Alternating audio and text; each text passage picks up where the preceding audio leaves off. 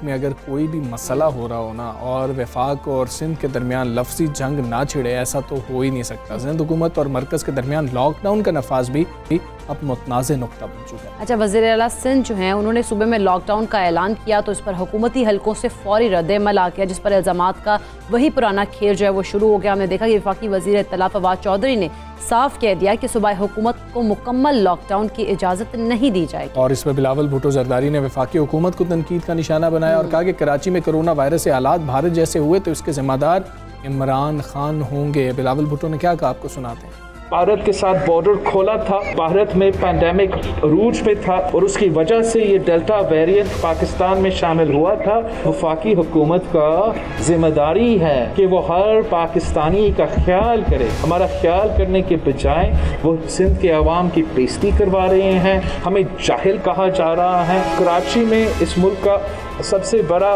Economic capital में 30% से ज़्यादा पॉजिटिव टेस्ट निकल रहे हैं, तो वो हमारा एफर्ट्स को अंडरमाइन कर रहे हैं। कराची में या हमारा पूरा सूबा में कोरोना वायरस का फैलाव होता है जैसे भारत में हुआ, तो उसका जिम्मेदार खान साहब और उनके वज़रा जो इस किस्म के बयानात दे रहे हैं।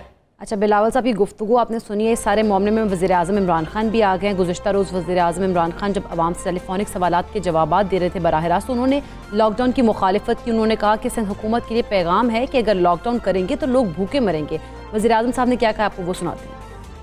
सिंध गवर्नमेंट को सिर्फ हमारा ये है कि देखें, जब आप लॉकडाउन करते हैं तो अपने जहन में डाल लें कि आप लोगों को भूखा रखेंगे, और अगर आपके पास वसाइल ही नहीं है लोगों तक खाना पहुंचाने के लिए तो भूखे लोगों को आप लॉकडाउन नहीं कर सकते। जब तक बच्चों को और टीचर्स को टीके ना लगाएं, स्कूल भी ना खोलें, क्योंकि स्कूलों में भी बड़ी जल्दी फैल जाता है। तो असल इसका इलाज एक ही है, वैक्सीनेशन, टीके लगाने का। मास्क पहनने से सारी दुनिया का भी यह तजर्बा है कि 60-70% चांस कम हो जाती है फैलने के लिए। पाकिस्तान में चौथा कोरोना का वेव आया हुआ है, इंडियन वेरिएंट है जिसको डेल्टा वेरिएंट कहते हैं, जो हिंदुस्तान से आया है। ये बाकी सबसे ज्यादा खतरनाक है। अगर आप लॉकडाउन करेंगे तो उसका फैलाव कम हो जाएगा। कि हमने दूसरी तरफ देखना है कि लॉकडाउन से क्या हम अपने मुल्क को, अपनी माइशत को बचा लेंगे, और उसके बाद जो भूख पैदा होगी, जो फिर दिहाड़ीदार है, खास तौर पर जो हमारे गरीब तबका है, वो कैसे गुजारा करेगा लॉकडाउन। जी, वज़ीर आज़म साहब का भी इस पर आपने रद्द-ए-अमल देखा है और असद उमर साहब ने भी जो है यही कहा है कि क्या आप सिर्फ यही चाहते हैं कि सूबा सिंध के अंदर लॉकडाउन ही लगा दिया जाए। बात करेंगे पाकिस्तान तहरीक-ए-इंसाफ के रहनुमा फिरदौस शमीम नकवी साहब हमारे साथ मौजूद हैं। फिरदौस शमीम नकवी साहब, अस्सलाम वालेकुम, good morning sir. Sir, Sindh हुकूमत तो क्लेम कर रही थी कि अपोजिशन हमारे साथ शामिल थी, सब स्टेक होल्डर्स को बिठाकर उनसे बातचीत करके उनकी रजामंदी से ये फैसला किया गया, तो अब इस पर एतराज़ क्यों हो रहा है? देखिए, पहली चीज़ तो ये है कि लीडर ऑफ द ऑपोजिशन को उन्होंने बुलाया ही नहीं, तो ऑपोजिशन का साथ होना क्या। दूसरे बिलाल गफ्फार साहब, हसनैन मिर्जा, दोनों ने जो है उसके, और TLP, 3 पार्लिमानी लीडर्स ने जिनका हुकूमती बेंच से ताल्लुक नहीं है, उन्होंने अपोज किया। दरअसल हमें याद है कि मुराद अली शाह साहब ने जब ये पैंडेमिक शुरू हुआ था उस वक्त भी उन्होंने ये बात की थी कि जी अगर लॉकडाउन नहीं किया और कंप्लीट लॉकडाउन नहीं किया तो एक आदमी से 100 आदमियों को लगता है, और 100 आदमी जब होते हैं तो 1000 लगता है, और फिर इतनी अमवात हो जाएगी जी। उस वक्त भी वफाक ने एक स्टैंड लिया था। देखिए हो क्या रहा है, ये ऑर्डर्स तो पास करते हैं और बकौल एक चीफ मिनिस्टर के वो खुद एतराफ़ कर रहे हैं कि पुलिस की चांदी हो जाती है। उनको शर्म नहीं आती इस वाली बात को कहते हुए भी कि उनकी एडमिनिस्ट्रेशन में पुलिस इतनी करप्ट है। अगर किसी इलाके में लॉकडाउन ये फैली थी पैंडेमिक, लेट्स से कि मेरे मोहल्ला UC 12 के अंदर केसेस ज्यादा नजर आए तो UC 12 का लॉकडाउन कर देते तो पूरे शहर में नहीं फैलता। अपनी नाअहली ऐसे पूरे शहर में पहले बीमारी फैलवाई, और अभी भी डाटा नहीं दे रहे। भाई डाटा दे ना UC वाइज के किस UC में कितने हैं। आपने पूरे सिंध में लगा दिया। सिंध के बेतहाशा शहर ऐसे जहाँ कोई कोरोना का केस ही नहीं है, उनको क्यों बंद कर, उनको क्यों बंद कर? कोई कॉमन सेंस की बात करे। और उसके ऊपर बिलावल जरदारी साहब कहते हैं हमने बॉर्डर खोल दिया था। भाई अमेरिका ने भी बॉर्डर खोल दिया था ना हिंदुस्तान का, ये डेल्टा वेरिएंट वहां भी पहुंच गया। ये पैंडेमिक होती है, ये UK भी जा सकती है, UK से पाकिस्तान भी आ सकती है। अच्छा नकीब साहब, अब जो सूरत हाल है, जिस तरह कराची में अब केसेस हम देख रहे हैं कि बहुत ज़्यादा बढ़ रहे हैं और सूरत हाल काफ़ी ज़्यादा ख़राब होती जा रही है, ऐसे में लॉकडाउन की तरफ अगर सिंध गवर्नमेंट ना जाती तो फिर क्या मजीद ऑप्शन थी जो जिनके ऊपर अमल करके इस चीज़ को कंट्रोल किया जा सकता था?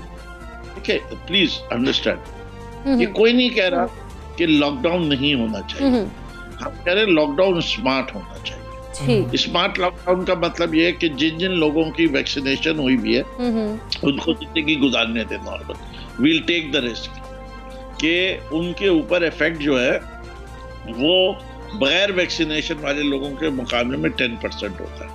सही, ठीक है।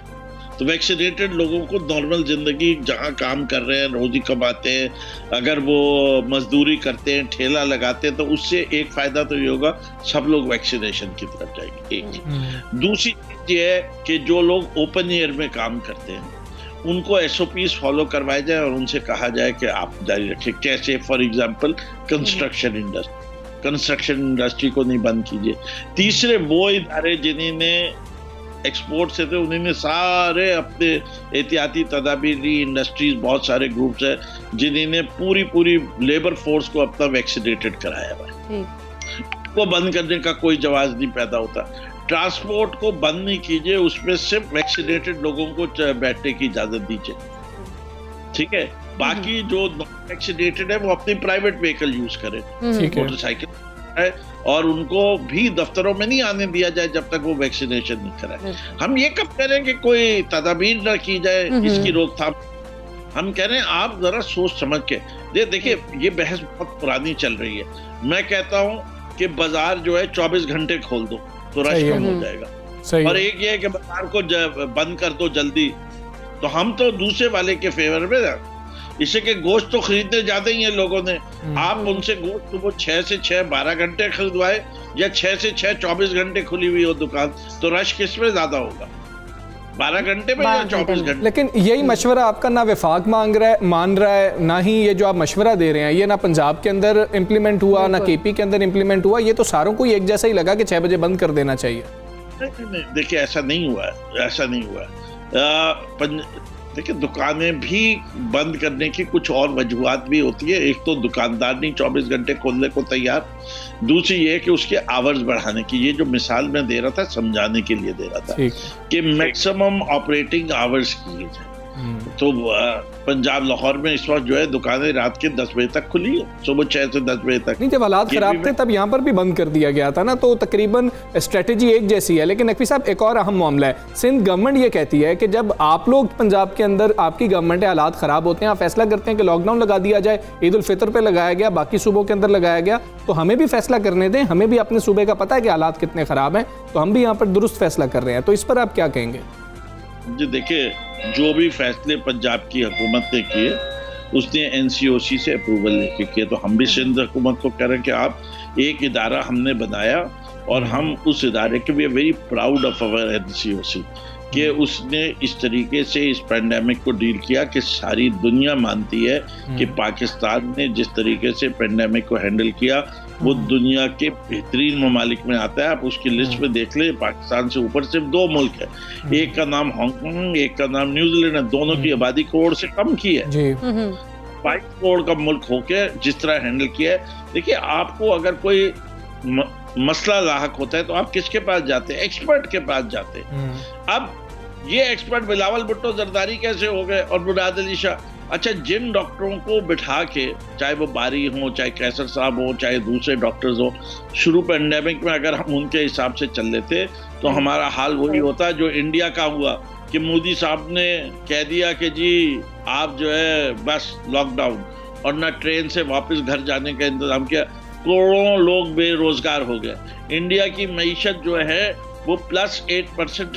नकवी साहब, आप कह रहे हैं कि जिन माहिरीन सेहत से सिंध गवर्नमेंट मशवरा कर रही है वो माहिरीन सेहत भी इस काबिल नहीं है कि उनसे मशवरा किया जाए? नहीं, मैं कह रहा हूँ वो देखिए, स्पेक्ट्रम में 2 किस्म के लोग होते हैं, एक होते हैं पेसिमिस्ट, एक होते हैं ऑप्टिमिस्ट। आप अक्रॉस द बोर्ड राय लेते हैं। इन लोगों ने देखिए जब पेंडेमिक शुरू हुआ था, इन्हीं ने जो राय दी थी उसके बरखिलाफ जाके NCOC ने काम किया, ये ऑन रिकॉर्ड है। तो इसके माने ये एक्सपर्ट्स की एक्सपर्टीज जो है वो डाउटफुल है ऑन प्रेडिक्शन एंड कंट्रोल। ये थ्योरेटिकल बातें कर रहे हैं, ये मगरिब की बात कर रहे हैं, वो उनको ये एहसास नहीं है कि हम 2-3 चीज़ों से हमारा मुकाबला है एक साथ। एक तो हमारे पास वो सोशल वो नेटवर्क ही नहीं है जिससे हम अपनी आबादी को इंश्योर कर सकें कि उसको ग़िज़ा मिलती रहे। नहीं, वो सोशल नेट नहीं बनाया हुआ आपने, तो वो भूख से मरेगा। जो जिसके घर में खाने पीने का सामान नहीं होगा, उसको जो टेंशन होगी कि मैं अपने बच्चों को पालूं कैसे, मैं बिजली का बिल कैसे अदा करूं, उसका जिम्मेदार कौन होगा। आप एक वन साइडेड वर्जन लेके जब शुरू होते हैं किसी चीज का, तो वहां प्रॉब्लम हो जाती है। अगर आप एक बैलेंस अप्रोच लेके चले कि भाई अगर हम रोजगार छीन रहे हैं इनसे, तो हम इनको उनकी अहम ज़रूरियात जो है उसको हम प्रोवाइड करेंगे। ये तो एहसास कैश प्रोग्राम और पाकिस्तानियों को शुक्रगुजार हैं हम सारे उन पाकिस्तानियों के जिन्होंने दिल खोल के राशन बांटा उस ज़माने में, और इस मुल्क में भूख और अफलास से किसी को मरने नहीं दिया इस पूरे पेंडेमिक के इशू में। तो ये चीज़ जो है, ये क्रेडिट जिधर जाता है वो देना ज़रूरी होता है। और हम अभी भी समझते हैं कि हमें इस बात का एहसास होना चाहिए कि हमारे मुल्क के अंदर मोर देन 40% पीपल जो है वो डेली वेज अर्नर है। 40% लोग जो है वो नौकरी पेशा नहीं है। अच्छा, नकवी साहब, वैक्सीनेशन के हवाले से भी कुछ बात करते हैं। जो सख्तियां सिंध गवर्नमेंट कर रही है, क्या वो आपके ख्याल में ठीक हैं, वो दुरुस्त संत में चल रहे हैं, इसी तरह से करना चाहिए था उन्हें? देखिए, मैं ये समझता हूँ कि माजी में अभी एक सख्ती लगाई गई कि दुकानें जो है वो 6 बजे बंद कर दी जाएंगी, रेस्टोरेंट 6 बजे बंद कर दिए जाएंगे। हम ये देखा कि ये इम्प्लीमेंट नहीं करा सकते, इसकी जितनी ये है। और उस चक्कर में होता क्या था, वो KMC, DMC पुलिस वाले वो आके रेस्टोरेंट से पैसे लेते थे और कहते थे खुले रखो। तो इसीलिए तो चीफ मिनिस्टर ने खुद कह दिया ना कि पुलिस की चांदी हो जाती है। ये नहीं बताया कि मैं 13 साल हुकूमत करने के बाद ये पुलिस को कैसे सही करूंगा। ठीक है, उसे कहा तो आप लोग सब सही हो जाइए, अगर आप लोग सही नहीं होंगे और आप सर्टिफिकेट नहीं दिखाएंगे और आप ये नहीं करेंगे तो पुलिस की चांदी हो जाएगी। क्या अच्छा निज़ाम किया है 13 साल के बाद चीफ मिनिस्टर साहब ने। नहीं सर, ये स्ट्रेटेजी ठीक है कि सख्ती करनी चाहिए, अवाम नहीं आ रहे थे वैक्सीन लगवाने के लिए, तो फिर सख्ती करना क्या ये दुरुस्त अमल है? नहीं, देखिए, 2 चीजें मेरे ख्याल से आई फुल्ली एग्री। मैं ये नहीं कहता कि सिंध गवर्नमेंट हर काम जो करती है बुरा करती है। भाई अगर उन्होंने ये समझा कि तनख्वाह रोकने से और ये कहने से कि मोबाइल की सिम बंद हो जाएगी, उससे लोग वैक्सीनेशन की तरफ आए। बिल्कुल ठीक है। फिरदौस शमीम नकवी साहब, बहुत शुक्रिया आपका। मेरे पाकिस्तान से आप बात कर रहे थे और जो सिंध हुकूमत के फैसले हैं उस हवाले से वो क्या राय रखते हैं वो आपने सुना है। और अब हमने आपकी मुलाकात करवानी है आपके हीरो से, पाकिस्तान के हीरो से। बिल्कुल ऐसी है। टोक्यो ओलंपिक्स में 67 किलोग्राम वेट लिफ्टिंग कैटेगरी में पाकिस्तानी एथलीट तलहा तालिब इंतहाई कम मार्जिन से ओलंपिक मेडल हासिल करने में नाकाम हुए, मगर इसके बावजूद मुल्क भर में उन्हें दाद मिल रही है। तलहा का कहना है कि उनके हौसले बुलंद हो गए और अगली बार नताइज इससे भी बेहतर होंगे और हमें पूरी उम्मीद है कि इससे बहुत बेहतर नताइज होंगे। और गुजरांवाला के तलहा ने कुल 320 किलोग्राम वजन उठाया था और उन्होंने स्नैच में 150 किलो और क्लीन एंड जर्क में 170 किलो वजन उठाया, लेकिन 2 किलो वजन का मार्जिन था कम उठाने पर वो मेडल से महरूम रहे और 5वीं पोजीशन उन्होंने हासिल की थी। क्या ही मैच था, मतलब क्या ही वो मज़ा आ रहा था उस वक्त। और बिल्कुल जितनी तारीफ़ की जाए तला की वो कम है। अगर हम देखें कि बाकी जो वहाँ पर इंटरनेशनल एथलीट आए हुए थे उनको जो सहूलियात थी, जो मयार था उनकी ट्रेनिंग का, अगर उनसे मुकाबला कर लिया जाए, मवाजना कर लिया जाए, तो फिर ये हमारे लिए गोल्ड ही है जो तलहा ने जिस तरह से अगर उनके तलहा के पास तमाम फैसिलिटीज़ नहीं थी, इस तरह की सहूलियत उसको दी नहीं गई थी, उसके बावजूद इतना ज़बरदस्त मुकाबला किया और सिर्फ 2 kgs के मार्जिन से गिराया। तो वैसे हमजा बिल्कुल ठीक है, हमारे लिए तो गोल्ड ही है। बिल्कुल है। और हमें ये भी पता लगा कि कितना ज़्यादा टैलेंट मौजूद है। पहले बहुत ज़्यादा तनकीद हो रही थी कि इतना मतलब इतने कम तादाद में पाकिस्तानी जो हैं एथलीट वहाँ पर पहुँचे हैं, लेकिन हमने ये देखा है कि बहुत बेहतरीन खिलाड़ी मौजूद हैं। थोड़ा सा इन्वेस्ट करने की ज़रूरत है, इनको संजीदा लेने की ज़रूरत है। अगर संजीदा लिया जाए तो बहुत ज़्यादा पाकिस्तान जो है ओलंपिक्स के अंदर भी बेहतरीन कारकर्दगी दिखा सकता है और दिखा सकता था। बात करेंगे, हमारे साथ पाकिस्तान मौजूद हैं तलहा तालिब। तलहा, अस्सलाम वालेकुम, गुड मॉर्निंग। तलहा, सबसे पहले तो आपको इसलिए बहुत ज़्यादा मुबारक हो कि आपने पूरी कौम का ध्यान ओलंपिक्स की तरफ जो है ना दिलवाया, कि लोगों ने देखना शुरू किया पाकिस्तानियों ने कि ओलंपिक्स में कोई पाकिस्तानी खिलाड़ी गया है। तो आपको कैसा फील हो रहा था उस वक्त जब सोशल मीडिया पर आप ये सब चीज़ें देख रहे थे? सबसे पहले तो मैं अल्लाह का शुक्र अदा करता हूँ और जितने मेरे एसोसिएशन हैं, वार्ता, Pakistan weight lifting federation, Pakistan Olympic association और इसके साथ साथ पूरी पाकिस्तानी कौम का जिस तरह इन्होंने मुझे प्यार दिया, मुझे इन्होंने जिस तरह सपोर्ट की, आने वाले जो कंपटीशन है उसके लिए मुझे बूस्ट अप किया, मुझे हौसला दिया और ओवरऑल मेरी 5th पोजीशन थी, लेकिन इन्होंने जिस तरह मुझे प्यार दिया, रिस्पॉन्स दिया, वो किसी गोल्ड मेडल या गोल्ड की ट्रॉफी से कम नहीं था। तो इनका मैं तहे दिल से शुक्रिया अदा करता हूँ पूरी पाकिस्तानी कौम का। तो इंशाल्लाह इनके हौसले की वजह से आगे जो मेरे नेक्स्ट इवेंट है उनमें मुझे उम्मीद है कि इन ओलंपिक से भी अच्छा मैं उधर परफॉर्म करूँगा इंशाल्लाह इंशाल्लाह। अच्छा तलहा, जिस तरह से हम देख रहे हैं आपकी कारकर्दगी जो है वो बहुत ज़बरदस्त थी, लेकिन इस तमाम मरहले में ओलंपिक तक का सफ़र जो है वो कितना मुश्किल था, कितनी मुश्किलात का सामना करना पड़ा और क्या क्या चैलेंजेस थे आपके पास?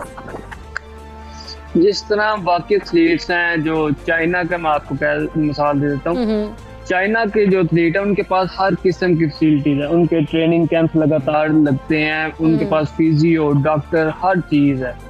तो मैं एक स्कूल में ट्रेनिंग करता था, बिल्कुल लोकल इक्विपमेंट था, कोई इंटरनेशनल स्टैंडर्ड का नहीं था, कलर्ड वेट जिसे कहते हैं, कंपटीशन के लिए यूज होता है। और मैं स्कूल में ट्रेनिंग करता था तहज्जुद से लेके फजर तक और शाम को असर से लेके इशा तक। तो स्कूल की टाइमिंग की वजह से मैंने अपनी टाइमिंग सेट की हुई थी कि अगर 6 बजे स्कूल लगना है तो मैं 5 बजे तक फजर के वक्त तक उधर से फ्री कर दूं और शाम को दोपहर को अगर स्कूल बंद होना तो उसके बाद अपनी ट्रेनिंग जारी रखूं।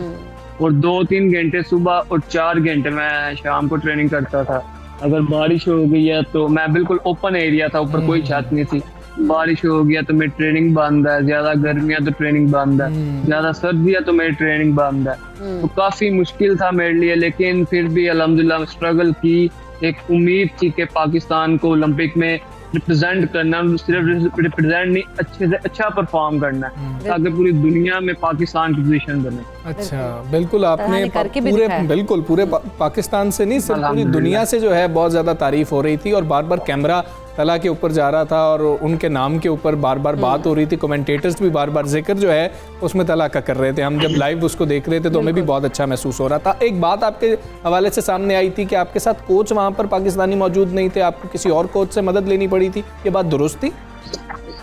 नहीं, ये बात दुरुस्त नहीं है, लेकिन कोचेस की रिक्वायरमेंट होती है 2 से 3 हर एथलीट पे, कम से कम जो 3 कोचेस होते हैं जो कि स्कोर बोर्ड आपके देखता है और एथलीट के ऊपर एक कोच होता है और बाकी आपके वेट लोडिंग में हेल्प करते हैं। तो जो मेरे साथ कोच गए थे हाफिज इमरान भट्ट साहिब, वो पाकिस्तान के इस वक्त मोस्ट सीनियर प्लेयर हैं। अच्छा। और ये मैं बताता चलूं कि 10 साल वो वापडा के मैनेजर रहे थे और उनकी मैनेजरशिप में वापडा एक बार भी नेशनल चैंपियनशिप नहीं थी आ रही।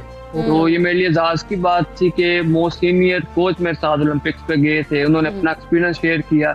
और जो मेरे साथ, जो मैं जब वेट उठाने जाता था तो जो मेरे साथ आते थे वो हमारे फलस्तीनी दोस्त थे, भाई थे, पर्सनल उनको वैसे हमने मदद के लिए बुलाया था तो वो आ गए थे। लेकिन जो टेक्निकल जो काम था वो स्कोर बोर्ड का होता है, क्योंकि एथलीट को तो बस कॉल आनी है, जी आपकी लिफ्ट आ गई है, आप आ जाए।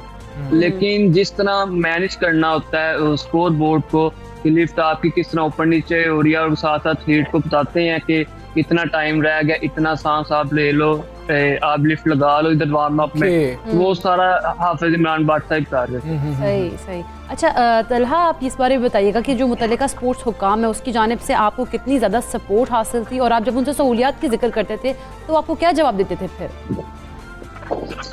मुझे अब इन्होंने पंजाब स्पोर्ट्स बोर्ड ने इतना एक प्लेस भी मुझे दिया अपनी ट्रेनिंग जारी करने के लिए, बिल्कुल एक हॉल उन्होंने दिया और इन्होंने मुझे वेट भी दिया। अच्छा। और अब इंशाल्लाह जो आगे मेरे कॉम्पिटिशन हैं उनके लिए मुझे बहुत अच्छा नजर आ रहा है कि पहले से ज्यादा बेहतरी होगी। ठीक है। और अगर हमारे ट्रेनिंग कैंप्स लगे होते, जिस तरह पहले 2018 तक ट्रेनिंग कैंप हमारे लगे रहे, लेकिन 3 साल बाद कोई ट्रेनिंग कैंप नहीं लगा। अब ओलंपिक्स पे गया हूँ तो विदाउट एनी ट्रेनिंग कैंप गया हूँ। और इसकी वजह ये भी थी कि 2018 के बाद कोई पाकिस्तान स्पोर्ट्स बोर्ड के परमानेंट डायरेक्टर जनरल नीचे है, जिसकी वजह से कोई प्लानिंग कर सकते या वो एथलीट्स को उस तरह सपोर्ट करते जैसे वो पहले करते थे पाकिस्तान स्पोर्ट्स बोर्ड। अच्छा तला, हमें आप ये भी ज़रा बताएं यहाँ पर कि आप ऐसे एथलीट हैं कि जो अपने ऊपर भी बहुत ज़्यादा फोकस यकीनन करते होंगे तो यहाँ तक पहुँचे, आप वॉरियर हैं, तो कहाँ पे लगा कि यार तलहा यहाँ पर तुमने गलती कर दी है, ये छोटी सी चूक ना होती तो मेरे पास गोल्ड होता? क्या कुछ फीलिंग आती है, कुछ सोचते हैं उस मुकाबले के हवाले से कि यार यहाँ पर मैं थोड़ा सा ये कर लेता तो शायद मैं निकल जाता आगे? हर कंपटीशन के बाद एक छोटा सा पछतावा होता है, लेकिन मैंने अपनी परफॉर्मेंस वहाँ पे पूरी दी है। मुझे ये भी फख्र है कि उधर मेरा जो प्रीवियस रिकॉर्ड था वो 315 किलोग्राम का था, जो हमारा कंबाइंड टोटल होता है। तो इधर ओलंपिक्स जी वो 320 मैंने किया, 5 किलो ज्यादा मैंने किया, पहले से अच्छी मैंने परफॉर्मेंस दी है। और जिस तरह उधर मेरे से एक टेक्निकल इशू था हमारा, वो 166 मेरी फर्स्ट टाइम फेल हो गई थी, तो उसके बाद मैंने उसे रिकवर भी किया और 4 किलो ज्यादा यानी कि 170 kg मैंने क्लीन एंड जर्क की, जो हमारा इवेंट है क्लीन एंड जर्क का। तो इतना मुझे पछतावा नहीं है। उसके बाद जैसे पाकिस्तानी कौम ने मुझे रिस्पॉन्स दिया, प्यार दिया, हर बंदे ने अच्छे से अच्छे अल्फाज लिखे मेरे लिए, और मुझे ये भी खुशी है कि जो हमारी यूथ है उनके लिए मैं मोटिवेशन हूँ, ताकि वो भी किसी ना किसी स्पोर्ट्स में आए या वेट लिफ्टिंग में आए। और पाकिस्तान के हर बंदे के इस वक्त ये ख्वाहिश है कि हम भी ओलंपिक्स में या इंटरनेशनल। बिल्कुल ऐसी है तला, एक दफ़ा फिर से आपने पाकिस्तानियों को ओलंपिक्स की तरफ लगाया है कि ओलंपिक्स में पाकिस्तान बेहतर कारकर्दगी दिखा सकता है। बहुत शुक्रिया आपका, गुड लक आपको के फ्यूचर गोल्स के लिए, और आपने पाकिस्तान का सर फख्र से बुलंद किया। बिल्कुल ऐसे। अच्छा हम यहाँ पे हम ब्रेक लेंगे, आपने कहीं नहीं जाना है, सबसे पहले पाकिस्तान देखते रहिए।